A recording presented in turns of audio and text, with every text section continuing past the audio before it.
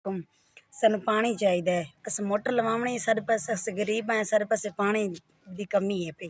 सारा पानी भी मैं इस्तेमाल खाले तो करनी सिर्फ पीवन वास्ते जिरू भरिंदा कोई भरन नहीं देंदा अगले बेचते भरना पैंदा है।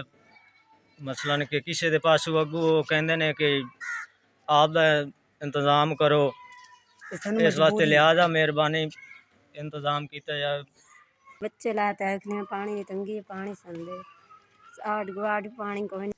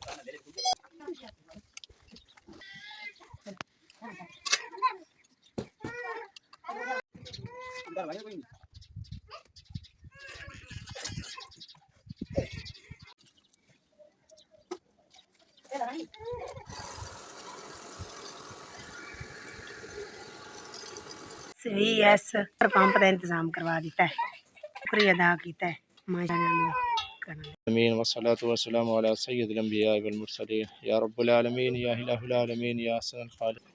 या अल्लाह ये SVS की तरफ से या अल्लाह इन भाइयों के लिए या अल्लाह ये पानी का इंतज़ाम किया गया, या अल्लाह तो इसको कबूल फरमा। या अल्लाह SVS ने या अल्लाह इन तमाम भाइयों के लिए या अल्लाह ये मोटर पंप का इंतज़ाम किया है, या अल्लाह इनको मज़ीद तो या अल्लाह SVS की पूरी टीम को पूरी खिदमत करने की तौफीक नसीब फरमा, लोगों की खिदमत करने की तौफीक नसीब फरमा। या अल्लाह इधर बच्चे भी हैं, बूढ़े भी हैं, और या अल्लाह ये औरतें भी पीछे बैठी हुई हैं। या अल्लाह ये सारे इधर से पानी पिएंगे, सारे इस्तेमाल करेंगे, या अल्लाह सबको या अल्लाह तो बेहतर बदला अता फरमा। वसल्लल्लाहु तआला अलैहि।